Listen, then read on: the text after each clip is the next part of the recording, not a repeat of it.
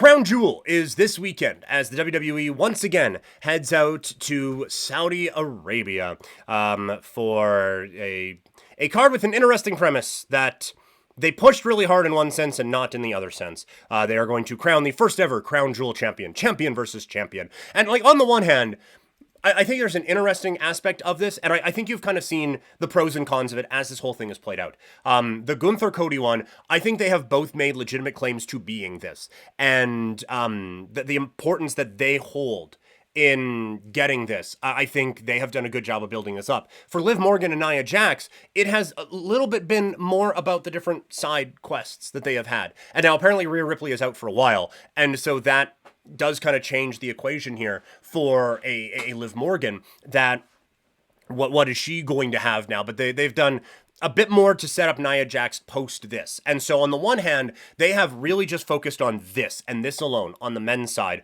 where on the women's side, it's been more about like, oh yeah, this thing is happening, but also like we're not going to deviate too far away from this. So that's why it has had a bit of a forbidden door past Survivor Series where we've had the rivalry among brands and stuff like that. But I think we're going to get a pretty good show. So let's run through it. Going from 7 to 1 here on the, or you know what, let's go from 1 to 7 because there's a big one at the end there. So we'll start with the singles match for the inaugural WWE Crown Jewel Championship. I kind of think you got to go Cody here. I understand the logic behind not. Gunther, I think Cody can probably afford a loss right now, and Gunther is this young champion that you are trying to build up in this way, and Cody is, for lack of a better term, already over. And Gunther, we're still building him up as this dominant champion here or whatever. But I just feel like with Cody right now, he is your guy, and it can get maybe a little bit LOL Cena when you have some of these things happen, but I do think that it is okay to establish that, hey, Gunther's just the number 2 in the company right now. That ain't a bad thing. It is just, let's have Cody actually stand out and be special. Because look, if Gunther wins this match, is anyone out there going to believe, oh, well, Gunther is actually the face of WWE right now. He is actually the number 1 guy in this company. And so I don't, Cody who? Why are we taking this seriously? No. Cody is still going to be on that spot. Cody is still going to be the number 1 guy, along with Roman.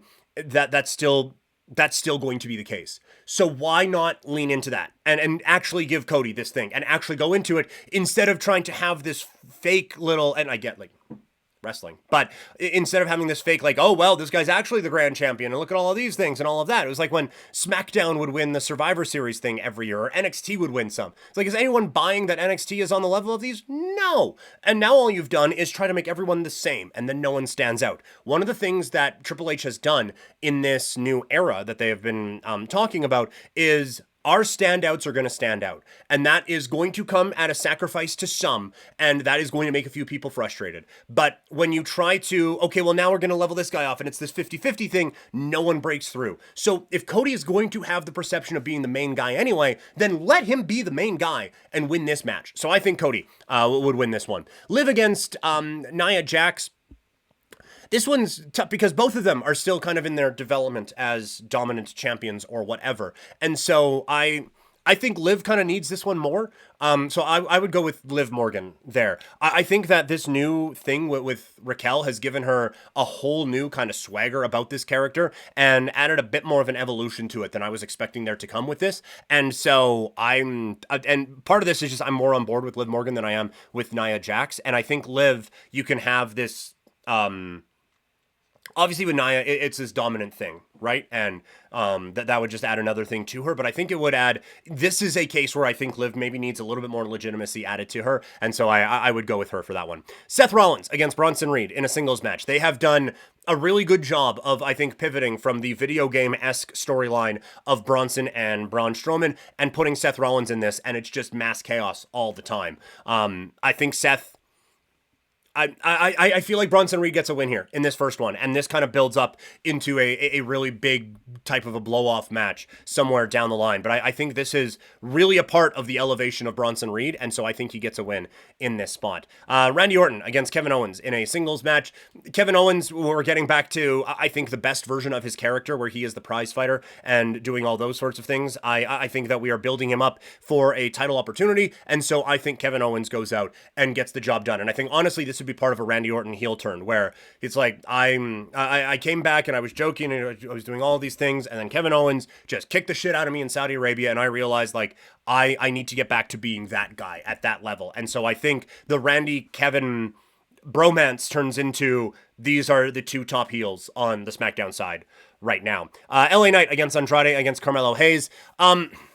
This is a feud that I think has kind of made both guys look worse. Carmelo, he was just getting his ass kicked a lot against Andrade, and then it was just like, well, now he has to start winning, and he just started winning. Like, I don't think this is elevated either, and I think LA Knight has he feels so far ahead of these guys right now. And so what they have done really well on Raw in building up the mid-card and building up the IC title picture, they have not done over on SmackDown. And, so maybe you could make an argument that one of these guys needs that a little bit more. But I think right now, LA Knight, if you're not going to elevate him into the title picture, and with Cody and then what we presume to be down the line at WrestleMania, I think that kind of needs to be a post-WrestleMania project for LA Knight. Keep him here with the United States Championship. Keep him here kind of building that momentum up still, and be able to really rocket him toward a title opportunity in 2025.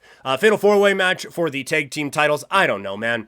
It's Jade Cargill against Damage Control against the Meta-4, and against Chelsea Green and Piper Niven. I see no reason to take the titles off of Jade Cargill and Bianca Belair. They tried it one other time with the whatever we were calling Ivy Nile and Alba Fire, and that didn't exactly elevate the way that they would have wanted to. So I don't think that right now is the time where you could say, like, oh man, Metaphor, what an intro this would be to win those titles and come up from NXT and do that. I think right now the experience they're gaining is probably enough. Kyrie and Io, they are my favorite tag team, and two of my favorite, certainly Io, my favorite wrestler, and then so I could make a case, I guess, that I would want them to have it, but I don't think we are ready for Jade and Bianca to not be around this title picture again. And Chelsea Green and Piper Niven are always just going to kind of be around there. So I guess the one argument against having Jade and Bianca win this is that this would basically clear out the women's tag team division, whatever it may be.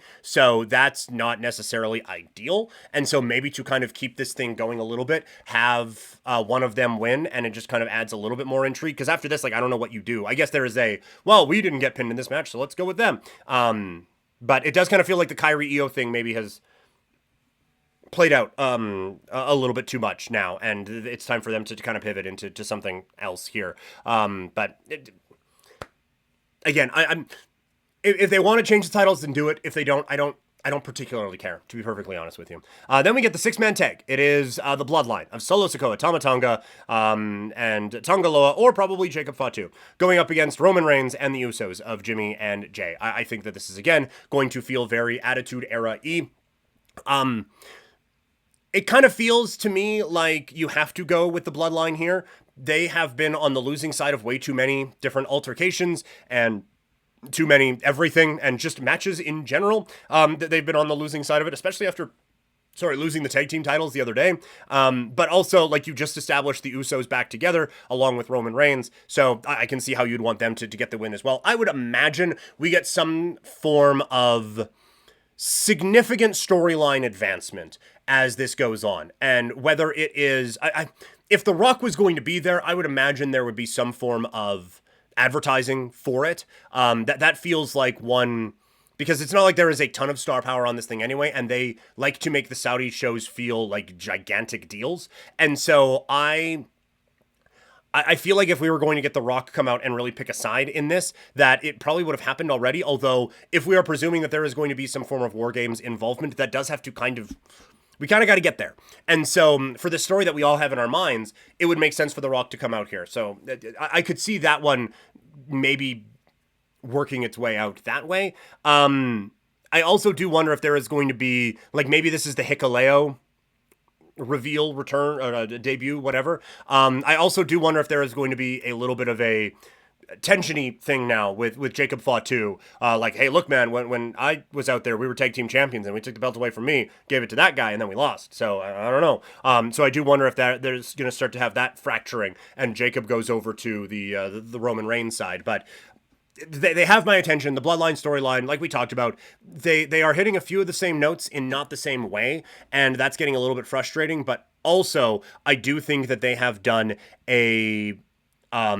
such a good job with this in the past, and they've given us enough at least to get excited and to be intrigued about where we are going with this down the line. So excited to see this. And overall, like, look, there are obviously significant problems when it comes to these shows with Saudi Arabia. And there was a bit where I wouldn't even cover them. And it was easy to, because it was kind of the Legends division, right? And so it was easy to just ignore and just kind of move on. But, and this one, if I wanted to do that, honestly, it would kind of be a little bit easy as well. I don't think this is a show necessarily that has captured the hearts and minds of everyone and has really locked people in. But I've done this whole preview and we haven't talked about the issues that Saudi Arabia has with human rights violations and all of those things. And so, yeah, like this is going to be a time where a lot of fans are going to be watching this and feel a little bit gross about some of the pro-Saudi stuff that is going on there and on the broadcast and all of those sorts of things. So it is always a little uncomfortable to watch these shows and to fully try to invest yourself in them and try to forget about everything that is going on. Unfortunately, wrestling fans have some practice in ignoring certain things to have to enjoy the thing that you love to enjoy. So if these shows are shows that you can't enjoy, I am right there with you, because it feels a little bit gross. And to turn the part of your brain off that just lets you enjoy it does kind of feel like you're letting them win with that a little bit as well. So it's a bit of a downer note to end the preview on, but these are difficult conversations to have around this full show.